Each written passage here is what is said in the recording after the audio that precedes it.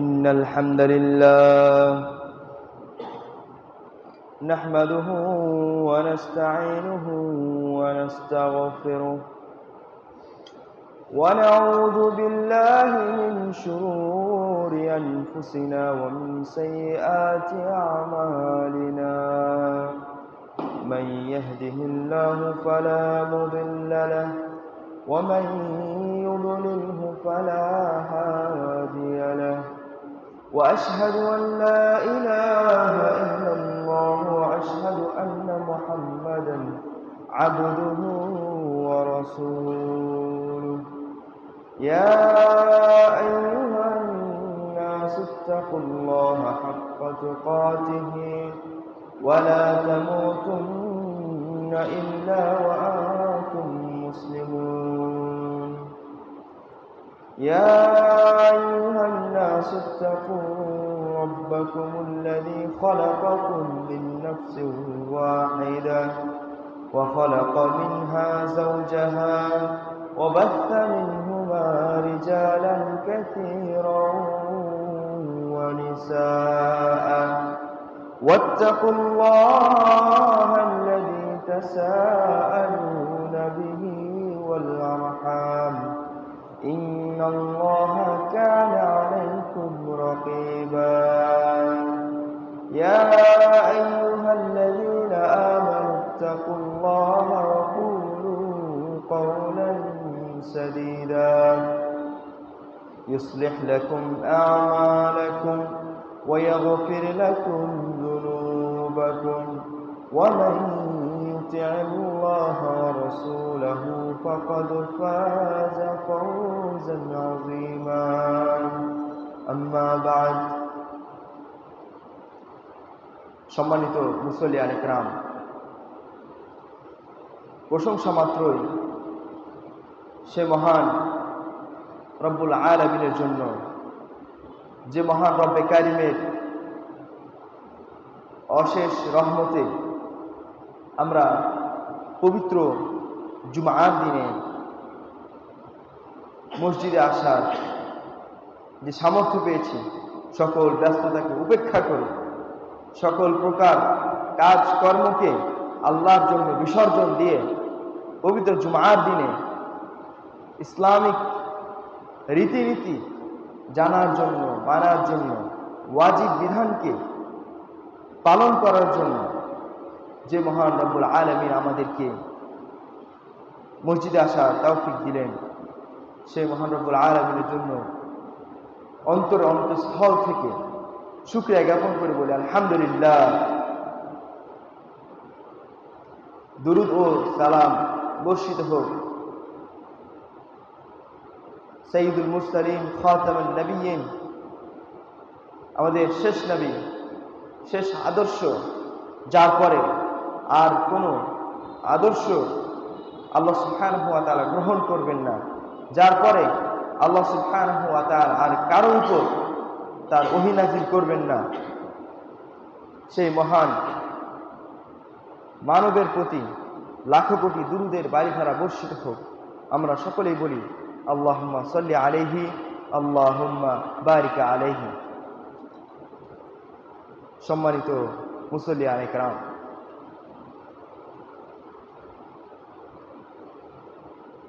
আল্লাহ সুবহানাহু ওয়া তাআলা পবিত্র জুমার দিনে মসজিদে আসা এবং খুতবা শোনা ওয়াজিব করেছে, আবশ্যক করেছে, এবং এই রীতিনীতির প্রচলন আল্লাহ সুবহানাহু ওয়া তাআলা নির্ধারণ করে দিলেন পবিত্র জুমার দিনে, এই জন্য যে মানুষ যাতে করে ইসলামের বিষয়গুলো অনুধাবন করতে পারে, ইসলামের বিষয়গুলো পুনরায় জানতে পারে, পুনরায় সেগুলো যেন কাজে বাস্তবায়ন করতে পারে। আল্লাহ সুবহানাহু ওয়া তাআলার কাছে যেন বেশি বেশি ক্ষমা চায়, পূর্বের সকল গুনাহ থেকে যেন মুক্ত হতে পারে, সেই উৎসাহ উদ্দীপনা পবিত্র জুমার দিন থেকেই এই মানব জাতি পেয়ে থাকে। আল্লাহ সুবহানাহু ওয়া তাআলা এজন্যই এই দিনে মসজিদে আসা এবং নামাজ আদায় করা আল্লাহ সুবহানাহু ওয়া তাআলা ওয়াজিব করে দিয়েছেন। সম্মানিত মুসল্লিয়ান ইকরাম, আমাদের পৃথিবীতে আসার উদ্দেশ্যটাই হচ্ছে আল্লাহ সুবহানাহু ওয়া তাআলার ইবাদত করা, আল্লাহ সুবহানাহু ওয়া তাআলার ইবাদতে মনোনিবেশ করা, তার কাছে আমাদের সকল সমস্যার সমাধান চাওয়া। তিনি একমাত্র মাবুদ, তিনি এক অদ্বিতীয়, সকল প্রকার সৃষ্টির স্রষ্টা, যার কোনো তুলনা নেই। তিনি কাউকে জন্ম দেননি, তাকেও কেউ জন্ম দেয়নি। সেই মহান রব্বুল আলামিন আমাদেরকে দুনিয়ার বুকে পাঠালেন যে উদ্দেশ্য নিয়ে, সেটা হচ্ছে আল্লাহ সুবহানাহু ওয়া তাআলার ইবাদত করা। আল্লাহ সুবহানাহু ওয়া তাআলার ইবাদত এতটাই গুরুত্বপূর্ণ বিষয়, যেটা এই সমাজের মানুষ হাজারবার শুনলেও সেটা অনুধাবন করতে পারে না, সেটা অনুভব করতে পারে না। আল্লাহ সুবহানাহু ওয়া তাআলার ইবাদত করে মানুষ সকলেই জানে যে আল্লাহ সুবহানাহু ওয়া তাআলার ইবাদত করতে হবে, আল্লাহ সুবহানাহু ওয়া তাআলার ইবাদত করতে হবে, কিন্তু সেটা কিভাবে করতে হবে, কার জন্য করতে হবে, কোন নিয়মে করতে হবে, এই ইবাদত কবুলের জন্য কি কি শর্ত রয়েছে, ইবাদতের পরিণতিটা কি হবে, ইবাদত করার প্রতিদানটা কি পাবো, যদিও এই সকল জিনিস তারা জেনে থাকে, তবুও তারা ইবাদত থেকে গাফেল।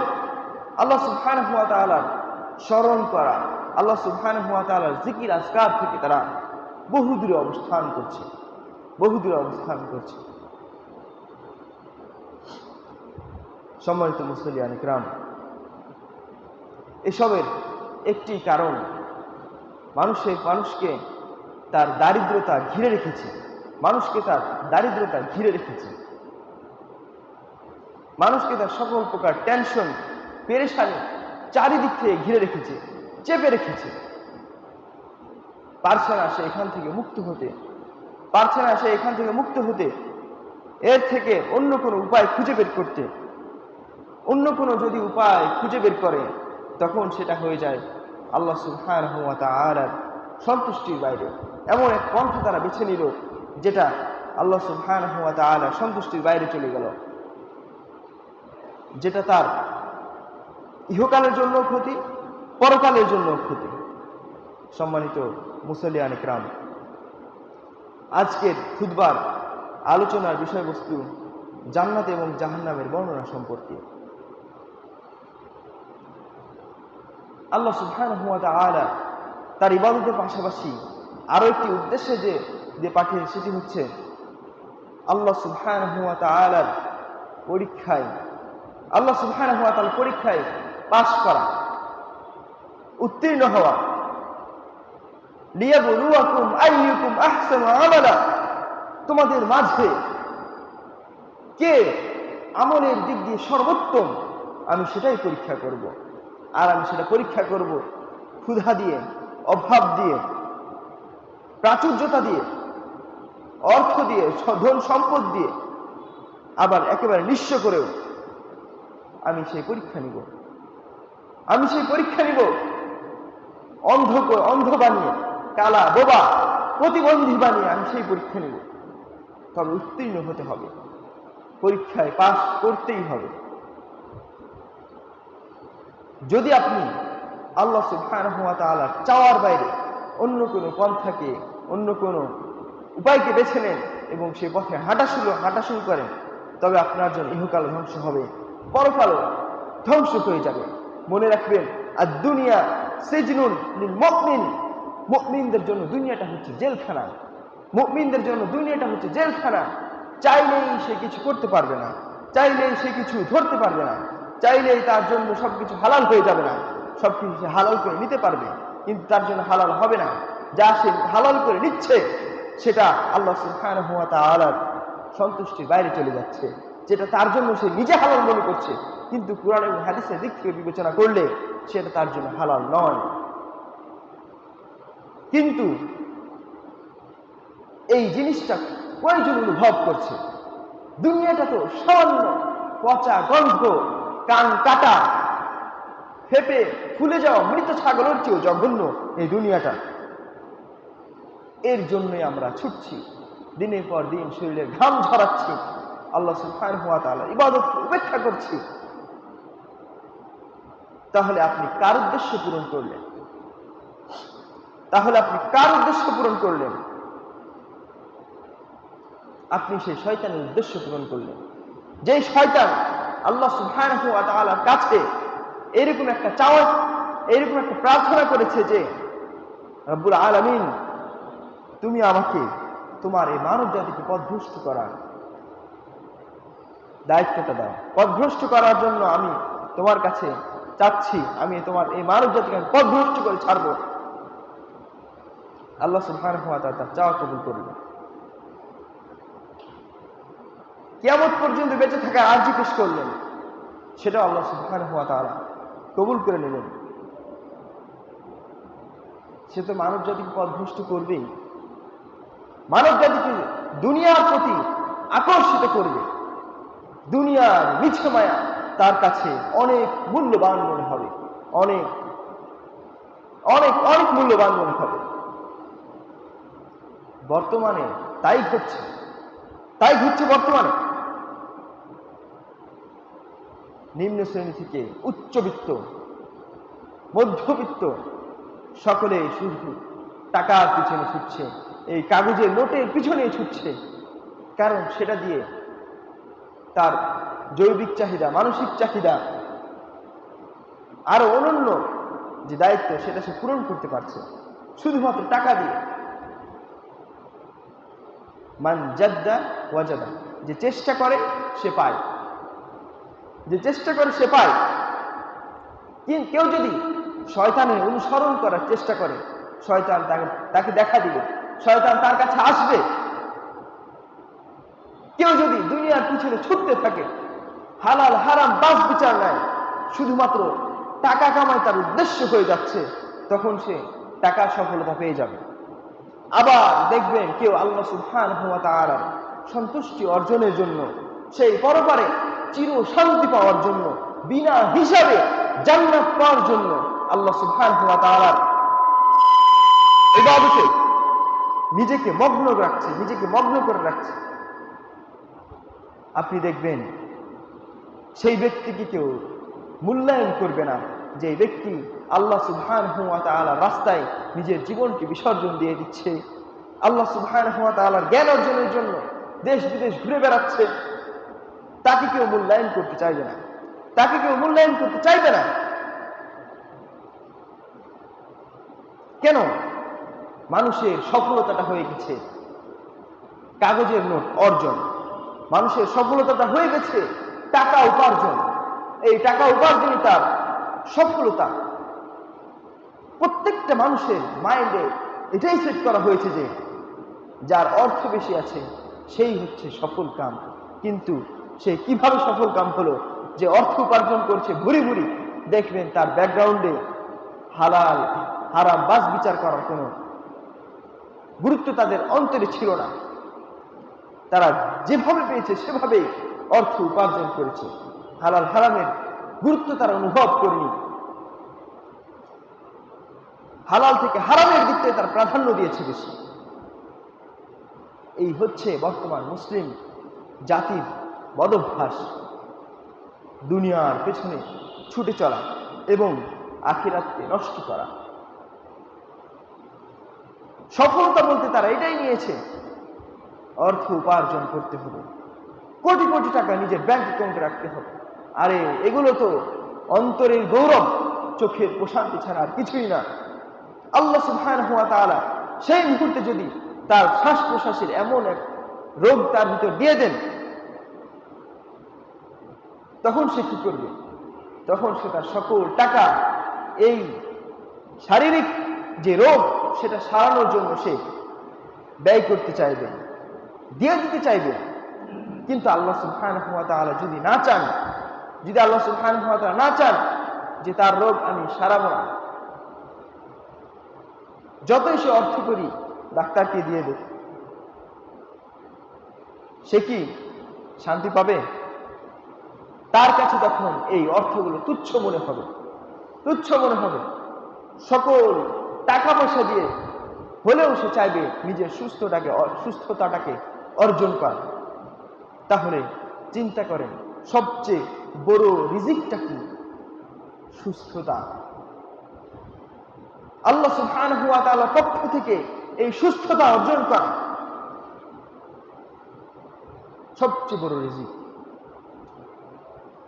এইবার আপনার পরিবারের অশান্তি, পরিবারে যখন অশান্তি লেগে গেল, আপনার প্রত্যেক মাসে ইনকাম হচ্ছে লক্ষ লক্ষ কোটি কোটি টাকা, কিন্তু আপনার পরিবারে কোনো শান্তি নাই। বাসায় আসলে আপনার স্ত্রী আপনার সাথে ঝগড়া করতে চায়, বাসায় আসলে আপনার সন্তান আপনার কাছে এটা ওটা চাওয়ার জন্য বায়না শুরু করে, আপনাকে নেগলেক্ট করতে শুরু করে, আপনার উপর চড়াও হয়ে যায়।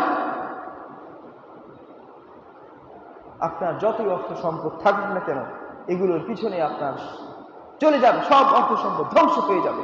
আপনি বরকত খুঁজে পাবেন না, প্রশান্তি খুঁজে পাবেন না। তখন মনে হবে এই ইনকাম দিয়ে আমার কি হবে? কি হবে যদি একটু মানসিক শান্তি না পাই, যদি শরীরটাকে একটু সুস্থভাবে না রাখতে পারি?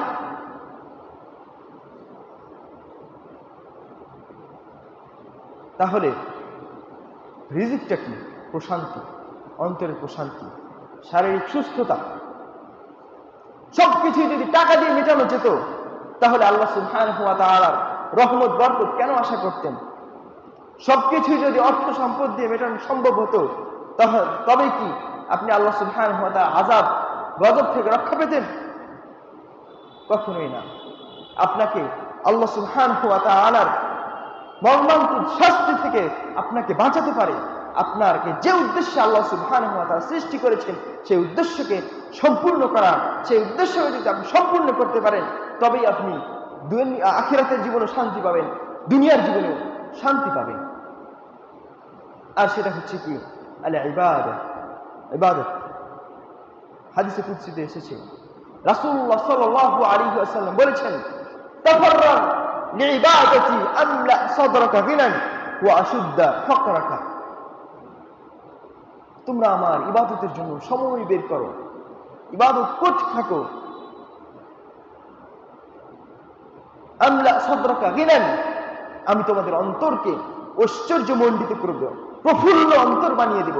যে অন্তরে কোনো হিংসা কাজ করবে না, যে অন্তরে দুনিয়ার কোনো মায়া কাজ করবে না, যে অন্তরে দুনিয়ার কোনো মোহ কাজ করবে না, শুধুমাত্র আল্লাহ সুবহানাহু ওয়া তাআলা সাহায্য প্রাপ্তির আশা এবং তার কাছে দোয়া করা এবং পরিশ্রমের কাজটাই বাকি থাকবে।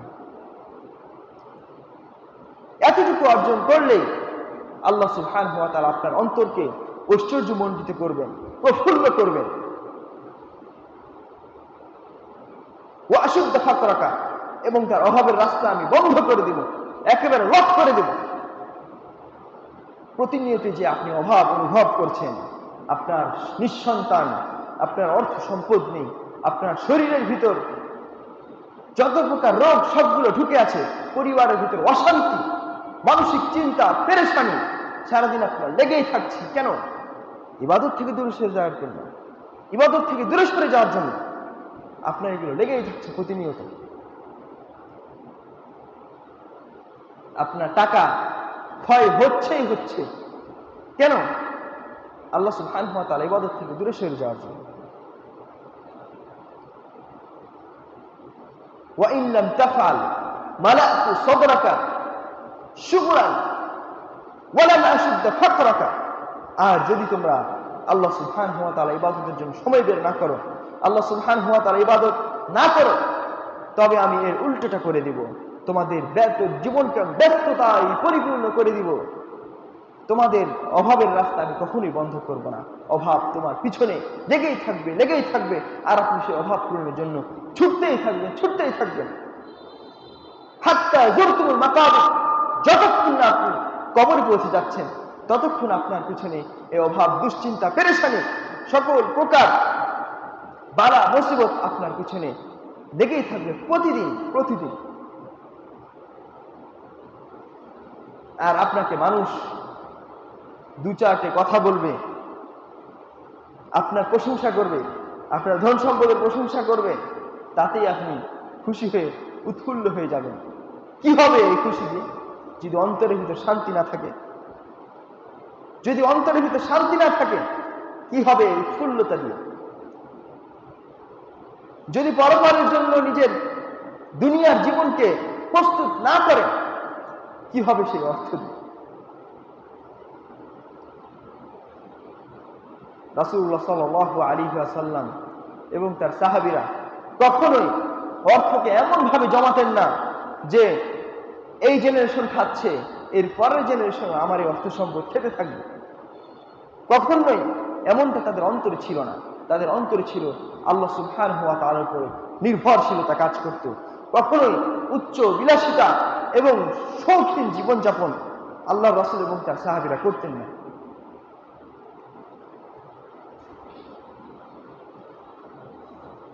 আবু বকর রাদিয়াল্লাহু আনহু রাসূল সাল্লাল্লাহু আলাইহি ওয়াসাল্লামের অনুপস্থিতিতে নিজেকে মুনাফিক ভেবে ফেলছেন।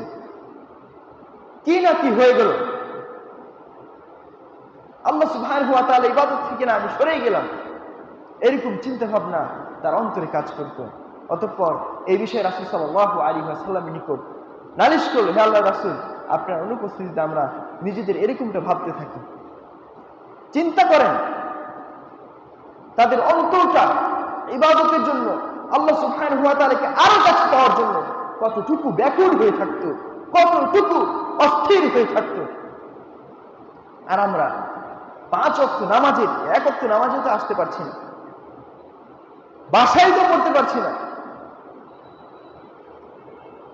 আল্লাহ সুবহানাহু ওয়া তাআলার সাহায্য আশা করছি, অথচ নামাজ পড়ছি না, তার ইবাদত করছি না। জান্নাতের আশা করছি, জাহান্নামকে ভুলে গেছি। 2-4টে ভালো আমলের মাধ্যমে জান্নাতের আশা করছি। How is possible? এটা কিভাবে সম্ভব? কিভাবে সম্ভব? যে ব্যক্তি আল্লাহ সুবহানাহু ওয়া তাআলা সম্পর্কে জানে না, যে ব্যক্তি রাসূলুল্লাহ সাল্লাল্লাহু আলাইহি ওয়াসাল্লাম সম্পর্কে জানে না, যে ব্যক্তি আল্লাহ এবং তার রাসূলের উপর যে বিশ্বাস স্থাপন করতে হবে সেই বিশ্বাস সম্পর্কে কিছুই জানে না, বরং ট্রেডিশন থেকে ফেলে আসা সেই বদ আকীদা বিশ্বাস লালন করছে, পালন করছে, ইবাদত থেকে দূরে সরে আছে, তার জন্য কি জান্নাত আল্লাহ সুবহানাহু ওয়া তাআলা নির্ধারণ করে দিবেন? তার 2-4টে ভালো আমলের মাধ্যমে কি সে জান্নাত পেয়ে যাবে? এতই সহজ জান্নাত পাওয়া, এতই সহজ। রাসূলুল্লাহ সাল্লাল্লাহু আলাইহি ওয়াসাল্লামের জামানায়, সেই পিরিয়ডে একজন বিশিষ্ট সাহাবী সাদ বিন মুআয রাদিয়াল্লাহু আনহু, তিনি যখন মৃত্যুবরণ করলেন তখন তার কবর সংকীর্ণ হয়ে আসছিল, সংকীর্ণ হয়ে আসছিল। যেই শাস্তি প্রথমেই হতে থাকে সংকীর্ণ হয়ে আসছিল। অতঃপর রাসূলুল্লাহ সাল্লাল্লাহু আলাইহি ওয়াসাল্লাম সেই বিষয় ওহীর মাধ্যমে জানতে পারেন এবং তার সাহাবীদের উদ্দেশ্যে বলতে থাকেন, তোমরা তোমাদের ভাইয়ের জন্য দোয়া করতে থাকো, ক্ষমার জন্য প্রার্থনা করো, তার কবর সংকীর্ণ হয়ে আসছে। অতঃপর আল্লাহ রাসূল এবং তার সাহাবীরা যখন দোয়া করলেন তখন আল্লাহ সুবহানাহু ওয়া তাআলা সেই সাহাবীকে ক্ষমা করলেন। রাদিয়াল্লাহু আনহু ওয়া রাদু আনহু, যাদের উপর আল্লাহ সুবহানাহু ওয়া তাআলা সন্তুষ্ট হয়েছেন এবং যারা আল্লাহ সুবহানাহু ওয়া তাআলার প্রতি সন্তুষ্ট হয়েছে, এমন সাহাবীর ক্ষেত্রে এরকমটা। অথচ আমি আপনি আশরাফুল মাখলুকাত হয়েছি, কিন্তু সেইভাবে যার উপাধিতে যিনি আমাদের আশরাফুল মাখলুকাত উপাধি দিয়েছেন তার ইবাদতে আমরা কতটুকু মনোনিবেশ করেছি, কতটুকু সময় দিয়েছি, নিজের জীবন যৌবনকে এমন একদিকে ঠেলে দিয়েছি এমন একদিকে রেখে দিয়েছি, এমন একদিকে চলমান রেখে দিয়েছি যে দিকটা হচ্ছে শয়তানের দিক, যে দিকটা হচ্ছে শয়তানের দিক।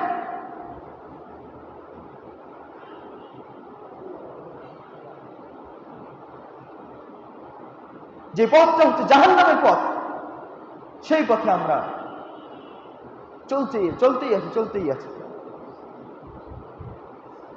আর কবে আমাদের হুঁশ ফিরবে? হুঁশ ফিরবে কবে? এই মুসলিম জাতি যেদিকে যাচ্ছে, যেই হারে যাচ্ছে জাহান্নামের পথে, ইলম অন্বেষণ থেকে যেভাবে দূরে সরে যাচ্ছে, আল্লাহ এবং তার রাসূলের জ্ঞান অন্বেষণ করা থেকে যেভাবে দূরে সরে যাচ্ছে, তাদেরকে গাইড করার মতো কোনো লোকই থাকবে না। তাদেরকে গাইড করার মতো কোনো লোকই থাকবে না।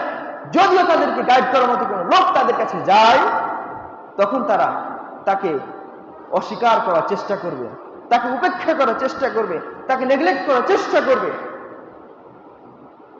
যে না, সে কি বলবে? আল্লাহ সুবহানাহু ওয়া তাআলা ইবাদতের প্রতি ডাকবে, নামাজের প্রতি ডাকবে। এগুলো তো আমরা জানি, জান্নাত জাহান্নাম সম্পর্কে সতর্ক করবে, এগুলো তো আমরা জানি। কিন্তু কর্মে কতটুকু বাস্তবায়ন করেছেন আল্লাহ সুবহানাহু ওয়া তাআলার জ্ঞান যারা অর্জন করেছে, তারাই তো প্রকৃতপক্ষে আপনাকে জাহান্নামের পথ থেকে সরে দাঁড়ানোর জন্য, জাহান্নামের পথ থেকে বিরত থাকার জন্য আপনাকে আহ্বান করতে থাকবে। এক শ্রেণী দল এখন এসে আহ্বান কন্টিনিউ রেখেছে। আপনি আল্লাহ সুবহানাহু ওয়া তাআলার কি জবাব দিবেন যে আমার কাছে কোনো সতর্ককারী বার্তা আসেনি? আপনার কাছে কি আল্লাহ সুবহানাহু ওয়া তাআলার পক্ষ থেকে প্রেরিত নবী এসে আপনাকে হেদায়েত করবে? হেদায়েত করবে না। আপনাকে সেই জ্ঞান অর্জন করতে হবে, আপনাকে খুঁজে নিতে হবে কে সত্য অন্বেষী ব্যক্তি, কে সত্য প্রচারকারী ব্যক্তি। সত্যকে আপনাকে খুঁজে নিতে হবে, সৎ পথে চলতে হবে। এটা আপনার দায়িত্ব। আপনাকে যে সুস্থ মস্তিষ্ক আল্লাহ সুবহানাহু ওয়া তাআলা দিয়েছেন, সেটা আপনি কোন কাজে লাগিয়েছেন? এই প্রশ্নের উত্তর এখন হয়তো দিতে পারবেন, কোনো না কোনো ভাবে একজনের সামনে বলে ফেললেন। আল্লাহ সুবহানাহু ওয়া তাআলার কাছে কি জবাব দিবেন? সম্মানিত মুসল্লিয়ান ইকরাম, শেষ জামানায় আল্লাহ সুবহানাহু ওয়া তাআলা জ্ঞানকে উঠিয়ে নেবেন না, বরং বিকবজিল উলামা, এই আলেম সম্প্রদায়কে উঠিয়ে নেওয়ার মাধ্যমে আল্লাহ সুবহানাহু ওয়া তাআলা জ্ঞানকে উঠিয়ে নেবেন। এই যে বর্তমান জেনারেশনটা হচ্ছে এরকম, আল্লাহ সুবহানাহু ওয়া তাআলার জ্ঞান অন্বেষণ, তার রাসূল সম্পর্কে জ্ঞান অন্বেষণ, কুরআন এবং হাদিসের জ্ঞান অন্বেষণ করা থেকে তারা বিরত থাকছে, দূরে থাকছে। কেউ তাদেরকে ডাকলে, আহ্বান করলে সেটাকে সে তুচ্ছ মনে করছে, নেগলেক্ট করছে, অপশনাল সাবজেক্ট হিসাবে নিচ্ছে। 10-20 মিনিট সেখানে থেকে কি অর্জন করলো না অর্জন করলো সেটা এক কান দিয়ে ঢুকে আরেক কান দিয়ে বের করে ফেলছে। এই জাতি দিয়ে কি হবে? এই জাতির পরবর্তী জাতি কিভাবে ইলম অন্বেষণ করার গুরুত্ব অনুভব করবে এবং সেগুলো কাজে বাস্তবায়ন করবে? জান্নাত পাওয়া এত সহজ কোনো ব্যাপার না। মুসলিম হয়ে জন্মগ্রহণ করেছেন, প্রতিটা বিধিবিধান আপনাকে মানতে হবে। আল্লাহ সুবহানাহু ওয়া তাআলা যেভাবে নির্দেশ দিয়েছেন, রাসূল সাল্লাল্লাহু আলাইহি ওয়াসাল্লাম যেভাবে নির্দেশ দিয়েছেন, সেভাবে মানতে হবে। তবে আপনার নাজাত নিশ্চিত হবে। তাছাড়া অন্য কোনো পন্থায় 2-3টা আমল দিয়ে সদকায়ে জারিয়া আপনি রেখে গেছেন, মসজিদ বানিয়ে ছেড়ে গেছেন, এদিকে হারাম উপার্জন করছেন, 2-3টা ভালো ইনকাম করছেন, 2-3টা এতিমখানা বানিয়ে দিয়েছেন, মানুষদেরকে যাকাত সাদাকা করছেন, এগুলো 2-3টা আমল দিয়ে নিজেকে খুব গর্ববোধ করছেন যে না, ভালোই কাজ করে ফেলেছি, আর কি দরকার? আপনি নামাজ পড়েননি, আপনার প্রথমে হিসাব দিতে হবে। আপনি নামাজ পড়েননি, সর্বপ্রথমে এই হিসাব দিতে হবে। তখনই আপনি কাবু হয়ে যাবেন, তখনই আপনার জন্য জাহান্নাম নিশ্চিত হয়ে যাবে, সেখানে চিরস্থায়ীভাবে থাকতে হবে। আপনি জানলেন নামাজ পড়তে হবে, আপনি জানলেন না যে নামাজ পড়ে না সে কাফের, তার হাসুর নাসুর সে মুশরিকদের মতোই হবে যে নামাজ পড়ল না। সে ভিত্তিহীন ইসলামকে মেনে নিল যে নামাজ পড়ল না। সে ভিত্তিহীন ইসলামকে গ্রহণ করলো। ইসলামের সেকেন্ড ভিত্তি কি? সেকেন্ড পিলার হচ্ছে as-সালাত, নামাজ কায়েম করা। আপনি সেখানেই ফেইল হয়ে গেলেন, আপনি সেখানেই ব্যর্থ হয়ে গেলেন। আল্লাহ সুবহানাহু ওয়া তাআলা কি জবাব দিবেন? যাকাত, ফিতরা, এতিমখানা, মসজিদ বানিয়ে ফেলে গেছি, এগুলোর ফায়দা আল্লাহ সুবহানাহু ওয়া তাআলা আপনাকে দুনিয়াতেই দিয়ে দিবেন। আপনার আখিরাত ধ্বংস হয়ে যাবে। সকল প্রকার ইবাদত তখনই গ্রহণযোগ্য হবে যখন আপনার কালিমা ঠিক থাকবে, আপনার নামাজ ঠিক থাকবে, তখনই আপনার ইবাদতগুলো আল্লাহ সুবহানাহু ওয়া তাআলার কাছে গ্রহণযোগ্যতা পাবে। সম্মানিত মুসল্লিয়ান ইকরাম, ইলম উঠে যাওয়ার কথাটুকু বলছিলাম। যেভাবে মুসলিম জাতি ইলম অন্বেষণ থেকে দূরে সরে যাচ্ছে, দেখুন বর্তমান জামানায় এক ধরনের ট্রেডিশন, এক ধরনের ট্রেন্ড চলছে। সেটা হচ্ছে কি, টেকনোলজিকে ব্যবহার করে নিজেদের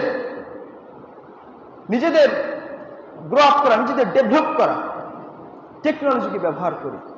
আপনি চিন্তা করেন, যে টেকনোলজি ব্যবহার করে সফল হয়েছে, সে আর্থিক দিক দিয়ে সফল হয়েছে।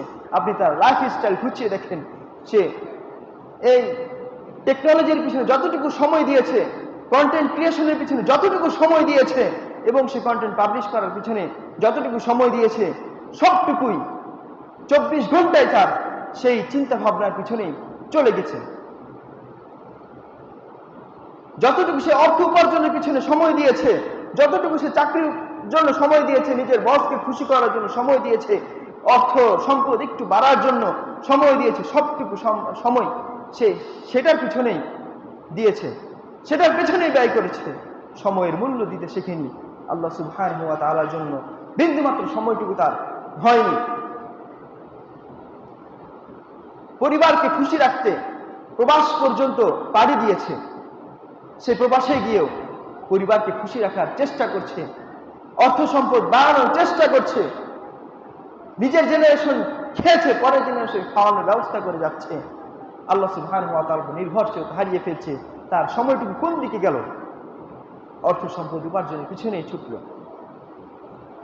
একজন যুবক কিশোর বয়সী সেই ছেলেটাকে দেখবেন, তার পিতামাতা গাইড করছে কিভাবে দুনিয়াতে ডেভেলপ করা যায়, কিভাবে দুনিয়াতে চলা যায়, সেদিকে তুমি খেয়াল করো, সেদিকে তুমি তোমার ক্যারিয়ার গুছাও। এই গুছানোর কথা বলতে বলতে তার 25 বছর 30 বছর পার করে দিচ্ছে। যখন সে নিজে বুঝতে সক্ষম হচ্ছে, তখন সে নিজে তো উপার্জন করছে, তার সন্তানাদি তাদেরকেও সেই সম্পদের উপার্জনের পিছনে তার সময়কে ব্যয় করার উপদেশ, অ্যাডভাইস তারা দিচ্ছে। তাহলে জ্ঞান অর্জনের উপদেশ কে দিচ্ছে আপনাকে? আল্লাহকে চেনা, তার রাসূলকে চেনার উপদেশ কে দিচ্ছে আপনাকে? প্রতি জুমায় আসলেন, দ্বীন ইসলামের কথা শুনলেন, এক কান্দে শুনলেন, আর এক কান্দে বের করে ফেললেন। এই দিয়ে জান্নাত পাওয়া যাবে? এই দিয়ে জান্নাত পাওয়া যাবে? কখনোই না, কখনোই না। দুর্ভাগায় মুসলিম জাতি আল্লাহ সুবহানাহু ওয়া তাআলার ইবাদত করা থেকে বহু দূরে অবস্থান করছে। আল্লাহ সুবহানাহু ওয়া তাআলার কাছে হিদায়াত চেয়ে নিতে হবে। বর্তমান যে জামানা, আপনার কাছে দোরগোড়ায় এসে আপনার হাত পা ধরে কেউ আল্লাহ সুবহানাহু ওয়া তাআলার জ্ঞান অন্বেষণ করো, আল্লাহ সুবহানাহু ওয়া তাআলার জ্ঞানকে ধারণ করো, লালন করো, সে অনুযায়ী আমল করো, এই উপদেশ আপনার দোরগোড়ায় এসে বলে যাবে না। তবে আল্লাহ সুবহানাহু ওয়া তাআলা সেই ব্যবস্থা রেখেছেন। বিভিন্ন সোশ্যাল প্ল্যাটফর্মে আমাদের বিজ্ঞ ওলামাগণ তাদের বিশুদ্ধ কুরআন হাদিস থেকে জাস্টিফাই করার কথাগুলো, বিশ্লেষণ করা কথাগুলো তারা এক্সপ্লেইন করে সেখানে সেভ করে রাখছে, যাতে করে সাধারণ মানুষরাও জানতে পারে। সাধারণ মানুষ সেটার পিছনেও সময় ব্যয় করছে না। সোশ্যাল মিডিয়া প্ল্যাটফর্ম খুললে নাটক সিনেমার পিছনে, গান শোনার পিছনে তারা সেই সময়টুকু ব্যয় করছে, রিলস দেখার পিছনে সেই সময়টুকু ব্যয় করছে। আল্লাহ সুবহানাহু ওয়া তাআলার জ্ঞান অর্জনের সময়টুকু আর কোথায় পাচ্ছেন? মানুষ বিভ্রান্ত হচ্ছে, সকল দিক থেকে বিভ্রান্ত হচ্ছে। মানুষকে বিভ্রান্ত করার জন্য শয়তান আছেই, আর সেই শয়তানকে অনুসরণ করছে প্রত্যেকটা মানব জাতি, ইল্লা মাশাআল্লাহ, হাজারে দুই একজন। নিজের নফসকে কন্ট্রোল করা শিখতে হবে। নফস কি চাচ্ছে সেটা থেকে বিরত থাকতে হবে। আপনার অন্তর চাচ্ছে এই মুহূর্তে নিজেকে পরিবর্তন করা, কিন্তু মসজিদ থেকে বের হয়ে আপনি দুনিয়াকে দেখতে পেয়ে গেলেন, তখন আপনার অন্তর অন্যদিকে চলে গেল, অন্যদিকে খেলতে লাগলো। আপনি নিজেকে কখন পরিশুদ্ধ করবেন? আপনি যদি আল্লাহ সুবহানাহু ওয়া তাআলা ইবাদতে মনোনিবেশ করতে পারেন, আপনি যদি আল্লাহ সুবহানাহু ওয়া তাআলা ইবাদতে নিজেকে মগ্ন রাখতে পারেন, তবেই আপনি আল্লাহ সুবহানাহু ওয়া তাআলাকে চিনতে পারবেন, বুঝতে পারবেন। আল্লাহ সুবহানাহু ওয়া তাআলা তখনই দুনিয়ার পথ চলাকে আপনার জন্য সহজ করে দিবেন। আখিরাতের জ্ঞান অর্জন, আখিরাতের আমল করা আপনার জন্য সহজ করে দিবেন। সম্মানিত মুসল্লিয়ান ইকরাম, যে কথাই বলছিলাম, আলেমদেরকে উঠিয়ে নেওয়ার মাধ্যমে জ্ঞানকে আল্লাহ সুবহানাহু ওয়া তাআলা উঠিয়ে নেবেন। শেষ জামানায় এমন বাঘা বিজ্ঞ আলেম আল্লাহ সুবহানাহু ওয়া তাআলার কাছে চলে যাবে, আল্লাহ সুবহানাহু ওয়া তাআলা তাদেরকে দুনিয়া থেকে উঠিয়ে নেবেন। তখন মানুষ যারা জ্ঞান অন্বেষণ করতে শিখবে, তখন তারা তাদের অভাবটা অনুভব করবে, কিন্তু তারা পথভ্রষ্ট হয়ে যাবে। এমন টুপি দাড়িওয়ালা, পাগড়িওয়ালা, জুব্বাওয়ালা এমন ব্যক্তিদের কাছে যাবে যারা দ্বীন ইসলাম সম্পর্কে মানুষকে পথভ্রষ্ট করবে, মানুষকে বদ আকীদা শিক্ষা দিবে, মন্দ আকীদা শিক্ষা দিবে। তারা নিজেরাও পথভ্রষ্ট হয়েছে এবং অন্যকেও পথভ্রষ্ট করেছে। আবার তাদের বিরুদ্ধে কোন সজাগ মুসলিম যখন মানব জাতিকে সতর্ক করার জন্য কথা বলে, তাদের নাম নিয়ে কথা বলে, তখন তারা একটাই ট্যাগ লাগায় যে হুজুররাই নিজেরাই মারামারিতে ব্যস্ত, আমরা কি শিখবো? কোরআন হাদিস কি এমনি পড়ে আছে? আমরা কি শিখবো? এই উসিলা আর কতদিন? হাতের নাগালেই সবকিছু আল্লাহ সুবহানাহু ওয়া তাআলা ব্যবস্থা করে দিয়েছেন। কুরআন, হাদিস, সহিহ বুখারী, মুসলিম, তিরমিজি, আবু দাউদ, ইবনে মাজাহ, এতটুকু এই জিনিসগুলো পড়ার জন্য কি একটা ঘন্টা সময় নেই আপনার মুঠোফোনে তো অ্যাপসের মাধ্যমে সবকিছু জানতে পারছেন। কুরআন হাদিস অধ্যয়ন করেন, বুখারী, মুসলিম, বিশুদ্ধ কিতাব, হাদিসের কিতাব খন্ড পড়ে আছে। আপনি জানেন না কত খন্ড আছে, আপনি সূরা ফাতিহারই অর্থ জানলেন না, সারা জীবন কি করলেন? নাউযুবিল্লাহি মিন যালিক। সম্মানিত মুসল্লিয়ান ইকরাম, আল্লাহ সুবহানাহু ওয়া তাআলার কাছে পানাহ চাইতে হবে, আল্লাহ সুবহানাহু ওয়া তাআলার ইবাদতে নিজেকে মনোনিবেশ করতে হবে। আল্লাহ সুবহানাহু ওয়া তাআলা সূরা নাবাতে বলেছেন, ইন্না জাহান্নামা কানাত মুরসাদা, নিশ্চয় জাহান্নাম ওত পেতে আছে, লিত্তাগীনা মাআবা, যারা সীমালঙ্ঘনকারী পাপী তাদের জন্য। লাবিসিনা ফিহা আহকাবা, সেখানে তারা যুগের পর যুগ অবস্থান করবে। লা ইয়াযুকুনা ফিহা বারদান ওয়ালা শারাবা, সেখানে তারা অনুভব করতে পারবে না, সেখানে তারা স্বাদ নিতে পারবে না ঠান্ডা এবং গরমের। ইল্লা হামিমা ওয়া গাসসাকা, রক্ত এবং পুঁজ ছাড়া তারা সেখানে কোনো খাবারের স্বাদ গ্রহণ করতে পারবে না। সম্মানিত মুসল্লিয়ান ইকরাম, জাহান্নাম অত্যন্ত ভয়াবহ এবং কঠিন শাস্তির জায়গা। আল্লাহ সুবহানাহু ওয়া তাআলা জাহান্নামীদের জন্য এতটা কঠোর হবেন, তাদের আর্তনাদ আল্লাহ সুবহানাহু ওয়া তাআলার দয়াময় মিশ্রিত হবে না। তারা যতই আর্তনাদ চিৎকার করতে থাকবে, আল্লাহ সুবহানাহু ওয়া তাআলা তাদের আযাব গজব আল্লাহ সুবহানাহু ওয়া তাআলা আরো দ্বিগুণ করে বৃদ্ধি করে দিবেন। কিন্তু আল্লাহ সুবহানাহু ওয়া তাআলা দুনিয়াতে বেঁচে থাকা মানুষদের জন্য আল্লাহ সবসময় দয়াবান, আল্লাহ সবসময় ক্ষমাশীল। আপনি আপনার মৃত্যুর পূর্বেই তাওবা করে আল্লাহ সুবহানাহু ওয়া তাআলার কাছে ফিরে আসুন। আল্লাহ সুবহানাহু ওয়া তাআলা আপনাকে অবশ্যই ক্ষমা করবেন। কিন্তু আপনার যখন মৃত্যু হয়ে যাবে, তখন আপনি আল্লাহ সুবহানাহু ওয়া তাআলার কাছে আপনার দোষগুলো স্বীকার করতে থাকবেন, দুনিয়ার বুকে আসতে চাইবেন, কিন্তু সেই সুযোগ আর হবে না। আপনার সেই চিৎকার আর্তনাদ আল্লাহ সুবহানাহু ওয়া তাআলার দয়ার কাছে কিছুই হবে না, আপনার আযাব গজব আরো বৃদ্ধি হতে থাকবে। অন্যদিকে যারা মুত্তাকি, যা আল্লাহ সুবহানাহু ওয়া তাআলার জ্ঞান অর্জন করেছে, সে অনুযায়ী আমল করেছে এবং তা যথাসম্ভব প্রচার করেছে, তারাই হচ্ছে মুত্তাকি, তারাই হচ্ছে সফলকাম। তাদের জন্য রয়েছে চির শান্তির জায়গা, সেই জান্নাত। চির শান্তির জায়গা সেই জান্নাত, চূড়ান্ত সফলতা সেই জান্নাত, যেখানে আপনার সবকিছু হালাল থাকবে। দুনিয়াতে যা আপনার জন্য হারাম ছিল, আল্লাহ সুবহানাহু ওয়া তাআলা সেখানে আপনার জন্য হালাল করে দিবেন। আল্লাহ সুবহানাহু ওয়া তাআলা আপনার জন্য সুযোগ করে দিবেন, তুমি এখানে যা চাও এখানে তোমার জন্য তাই আছে, তোমাকে তাই দেওয়া হবে। এই হচ্ছে জান্নাত। সেটার জন্য আপনাকে পরিশ্রম করতে হবে না, আপনাকে ঘাম ঝরাতে হবে না, শুধু অন্তরের চাহিদা এবং মুখের বুলি বলতেই আপনার সামনে তৎক্ষণাৎ আল্লাহ সুবহানাহু ওয়া তাআলা উপস্থিত করে দিবেন। এটা কি অনুভব করতে পারেন না? এতটুকু কি অনুভব হয় না যে জান্নাত তো আল্লাহ সুবহানাহু ওয়া তাআলার বান্দাদের জন্য? যে বান্দা আল্লাহ সুবহানাহু ওয়া তাআলা ইবাদতে সময় দিয়েছে, যে বান্দা আল্লাহ সুবহানাহু ওয়া তাআলার ইবাদতে নিজেকে মগ্ন রেখেছে, আল্লাহ সুবহানাহু ওয়া তাআলার ভয়ে সকল প্রকার মন্দ কাজ থেকে, পাপের কাজ থেকে নিজেকে বিরত রেখেছে এবং সৎ আমলগুলো পরিপূর্ণভাবে করার চেষ্টা করেছে, সেই তো মুত্তাকি,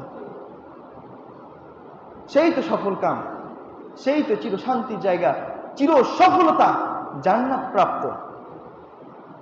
তার জন্য আল্লাহ সুবহানাহু ওয়া তাআলা মহাপুরস্কার জান্নাতকে প্রস্তুত করে রেখেছেন। দুনিয়ার জীবনটা অনেক কঠিন মুসলিমদের জন্য। যারা ইসলাম গ্রহণ করেছে, ইসলামকে হাতে পেয়েছে, তাদের জন্য দুনিয়ার জীবনটা অনেক কঠিন। চাইলে যে কিছু করতে পারবে না, যা ইচ্ছে তাই করতে পারবে না। এই প্রিজন, একটা খাঁচার মতো, জেলখানার মতো দুনিয়ার জীবন। তবে আল্লাহ সুবহানাহু ওয়া তাআলা তাদের জন্য সহজ করে দিয়েছেন, যারা ইসলামটাকে সহজভাবে নিয়েছে, সহজভাবে গ্রহণ করেছে, সে অনুযায়ী আমল করছে, তাদের জন্য আল্লাহ সুবহানাহু ওয়া তাআলা ইসলামটাকে আরো সহজ করে দিয়েছেন, পথ চলাকে আরো সহজ করে দিয়েছেন। সহজ করার ক্ষমতা একমাত্র আল্লাহ সুবহানাহু ওয়া তাআলা। আপনি যদি এটাকে সহজভাবে না নিতে পারেন, এটাকে সহজভাবে না নিতে পারেন, আপনার কাছে যতই কঠিন মনে হবে, আপনি দুনিয়ার প্রতি ততটুকুই ছুটতে থাকবেন। আল্লাহ সুবহানাহু ওয়া তাআলা বন্দেগী ইবাদত থেকে ছুটতেই থাকবেন, ছুটতেই থাকবেন। এমন অবস্থায় আপনার মৃত্যু হয়ে যাবে, তাওবা করার সুযোগ পাবেন না। অতঃপর আপনার অবস্থান কোথায় হবে? আপনি সে তিনটা প্রশ্নের উত্তর দিতে পারবেন না। আপনার অবস্থান হবে ফি নারি জাহান্নামা খালিদিনা ফিহা। সেই জাহান্নাম মর্মান্তিক শাস্তির জায়গা জাহান্নাম হবে, যেখান থেকে মুক্তির কোনো অবকাশ থাকবে না। আল্লাহ সুবহানাহু ওয়া তাআলা আমাদেরকে জান্নাতে যাওয়ার, আমল করার এবং সেই পথ অনুসন্ধান করার পরিপূর্ণ তৌফিক দান করুক। আল্লাহুম্মা আমিন। ওয়া মা আলাইনা ইল্লাল বালাগ।